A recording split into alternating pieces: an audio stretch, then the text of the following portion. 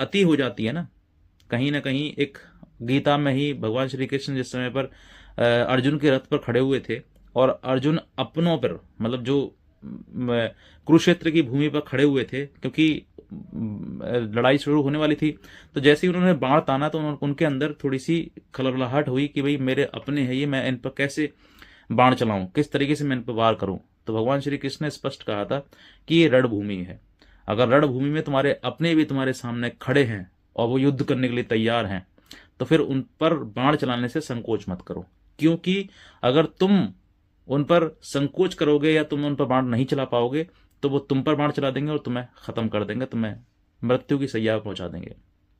यही कंडीशन, यही रूल, यही नियम आपके ऊपर भी लागू होता है। जो पुरुष ये कहते हैं कि पर हम मुकदमा नहीं करेंगे, मैं कहता हूं मत करो। यही कंडीशन जो अर्जुन और श्री कृष्ण वाली बात है वो यही यहीं पर आपके ऊपर लागू हो जाती है। अगर आप नहीं करोगे तो तुम मुकदमे पे मुकदमा सहते चले जाओगे और इतना सह लोगे, इतना झेल लोगे कि तुम खुद अपनी पीड़ा किसी को बता नहीं पाओगे और कहीं ना कहीं आपके मन में ये आएगा कि इस लड़ाई से, जिंदगी से तो जीना ही बेकार है, मर जाना बेहतर है। आपके मन में लास्ट ऑप्शन यही रहेगा।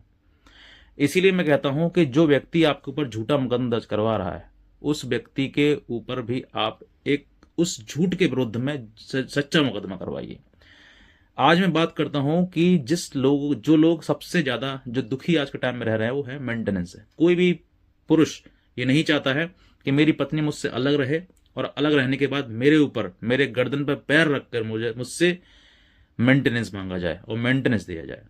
तो आज मैं आपको यही रास्ता बताता हूं कि आप मेंटेनेंस के केस से स्पष्टली बच सकते हैं, लेकिन वही बात है कि केस का बदला केस से ही लिया जाएगा।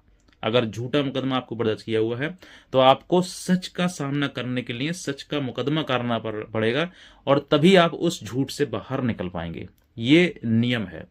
अगर कानूनी द्वारा आपको अपनी बात को सही का साबित करना है तो उसको झूठ झूठ कहकर नहीं, बल्कि उसके झूठ को उजागर करके आपको अपनी बात कहनी है और उसी के अनुसार आप अपने मुकदमे में जो आपके ऊपर दर्ज कराया गया है उससे जीत जाओगे।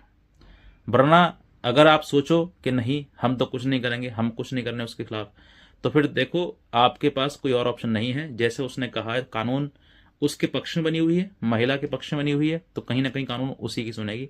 आपको तो सिर्फ डिफेंस का मौका मिलेगा, डिफेंस करो बस।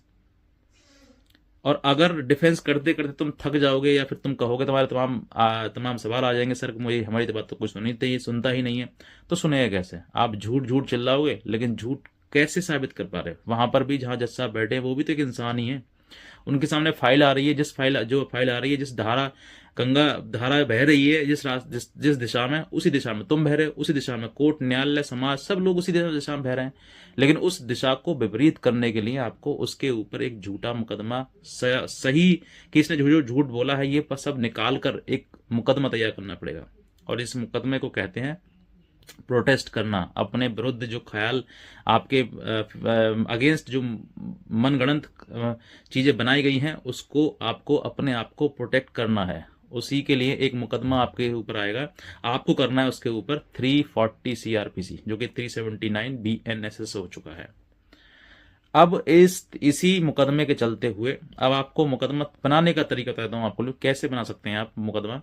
उस मुकदमे को, जो मुकदमा पत्नी ने आपके ऊपर डाला है, मेंटेनेंस का मुकदमा यानी कि खर्चे का मुकदमा 144 बीएनएसएस के तहत या फिर 125 सीआरपीसी के तहत, दोनों में से कोई भी मुकदमा डाला है, इस मुकदमे को आप उठा के पढ़ना शुरू कर दीजिए।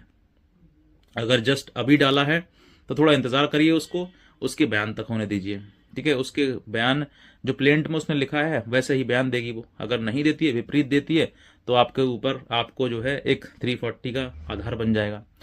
फिर उसके बाद आपको स्टडी करना है अपना केस। आप अपनी जो लड़की ने प्लेंट दी है, प्लेंट मतलब जो वाद पत्र दिया है, उस वाद पत्र की कॉपी लीजिए। उसने जो एफिडेविट दिया है, इनकम एफिडेविट, उसकी कॉपी लीजिए। उसका बयान लीजिए, उसका शपथ पत्र लीजिए, और उससे क्रॉस हुआ है उसकी कॉपी लीजिए। ये 3-4 चीजें हैं, उन सब चीजें कॉपी लीजिए स्पष्टली। उसमें हर एक चीज को जो लग रहा है आपको ये झूठ बोला है, ये झूठ बोला है, इन सभी चीज को मैच करिए और अंडरलाइन करते जाइए। जैसे ही अंडरलाइन करते जाएंगे उन सब चीजों को एक पेपर पर लिख लीजिए कि ये इस तरीके से ये झूठ बोला है और क्या झूठ बोला है और क्यों झूठ बोला है, वो सब कुछ एक लाइन वाइज, एक थ्योरी वाइज उसको लिखिए। अब जैसे ही आप लिखेंगे, लिखते ही आपका समझ लीजिए फिर एक फॉर्मेट जो आप वकील से ही संपर्क करेंगे तभी आपको वो चीज़ें मिलेंगी। फिर आप उसके आधार पर आप अपनी 340 की प्लेंट एप्लीकेशन जो है बनाना शुरू कर देंगे, और बनाने के बाद उसको अपने ही न्यायालय में, और ये लोगों को कुछ पता नहीं कि सर चलेगा कहाँ पर, लड़का जहाँ रहता है वहाँ चलेगा, लड़की जहाँ रहती है वहाँ चलेगा, कहाँ मुकदमा डलेगा ये। तो मैं आपको बताना चाहूँगा ये मुकदमा आपको वहीं डलेगा जहाँ पर वो मुकदमा चल रहा है। पहले से 125 CRPC लड़की ने मतलब जहाँ डाला जिस न्यायालय में, उसी सेम न्यायालय में वो मुकदमा दायर आपको करना होगा। ये आपकी प्रिपरेशन है उस मुकदमे को झूठ करने के लिए जो मुकदमा पत्नी ने पहले से डाल रखा है। अब इस मुकदमे को डालने के बाद अब आपकी शुरू होती है असली लड़ाई। यहीं से पूरा पासा पलट जाएगा। जो लड़की अब तक सीना तान के कोर्ट में आती थी, चिल्लाती थी, चीखती थी अपनी बात कहने के लिए, और कहीं ना कहीं इस बात के लिए कि धमकी कि भाई मैं मुकदमा जीत जाऊंगी, मैं मेंटेनेंस ले लूंगी, मैं ये सब कुछ है। लोगे तो नियम के अनुसार नहीं, कानून के अनुसार ही लोगे। कोई दादागिरी तो है नहीं, कोर्ट में किसी दादागिरी चलती नहीं है। नियम के अनुसार लोगे आप। जिस तरीके से आपने मुकदमा किया उसी तरीके से अब लड़के ने मुकदमा कर दिया। अब मुकदमा लड़के ने जो किया है उस मुकदमे को फाइट करना है। अब देखिए यहाँ पर दोनों केस पैरेलल चलेंगे। लड़की मतलब आपने 340 डाला वो भी केस, और 125 CRPC का है वो भी केस, ये दोनों केस पैरेलल चल रहे हैं। अब इसी पैरेलल चलते हुए ऑनरेबल हाई कोर्ट का एक जजमेंट है जिसमें स्पष्टली कहा गया है कि अगर 340 की एप्लीकेशन पति के द्वारा दायर की गई है तो पहले उस पर सुनवाई होगी, उसके बाद 125 डिसाइड होगा। ये नियम है। ऐसा नहीं है कि दोनों चलेंगे या पहले पत्नी को मेंटेनेंस दिला दिया जाएगा। अगर पत्नी का मेंटेनेंस का केस डिसाइड कर दी जाएगा पहले, तो फिर पति की सुनने की आवश्यकता क्या है? फिर तो झूठ ही रह गया, फिर सच्चाई कहाँ हुई, फिर कहाँ न्याय हुआ? तो इसीलिए ऑनरेबल हाई कोर्ट का एक जजमेंट है और इसमें स्पष्टली कहा गया है कि पेंडेंसी ऑफ द 340 CRPC के दौरान जो है वो जो 125 CRPC के वो स्टे रहेगा। पहले डिसाइड किया जाएगा 340 का केस। तो 340 का आपको है वो केस आपको डिसाइड कराना है। अब कहीं पर नहीं सुनते हैं तो इस जजमेंट की कॉपी लगा सकते हैं। अगर आप हमसे कहेंगे तो हम भी आपको प्रोवाइड कर देंगे। इस दिए हुए नंबर पर आप संपर्क कर सकते हैं, व्हाट्सएप कर सकते हैं।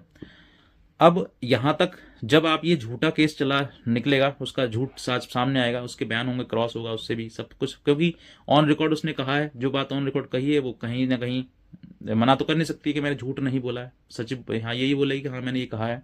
तो जब कहेगी तो वो कहीं जैसे ही कहती जाएगी वैसे ही वो फंसती चली जाएगी, और जब वो फंसेगी तो वो कोर्ट से मुकदमा छोड़कर खुद ही भग जाएगी कि हाँ मुझे अब लड़ना ही नहीं है। और अगर उसने फाइट की लास्ट तक तो कहता हूँ 100%, क्योंकि ऑन रिकॉर्ड है, ऑन एफिडेविट है, वो जो बात उसने कही है तो उसको वो डिनाई कर नहीं सकती, झूठ कह नहीं सकती। अगर वो झूठ कहती तभी फंसेगी, सच कहेगी तभी फंसेगी, उसे कोई वकील भी नहीं बचा पाएगा। तो आपको ये स्टेप लेना आवश्यक है, केस के बदले केस। बस समझ जाइए, आपको किसी प्रकार से और कुछ नहीं करना है, बस इतना ही कर लीजिए। इसमें आप मेंटेनेंस से फ्री हो जाओगे और आपको नहीं देना पड़ेगा, क्योंकि झूठ के आधार पर कोई मेंटेनेंस, कोई प्रक्रिया नहीं चल पाएगी। क्योंकि ये सच्चाई जो है नहीं पता चल रहे हो, आप झूठ बोल चल रहे हो, उसका मतलब आप कहीं ना कहीं मिसयूज ऑफ द लॉ कर रहे हो।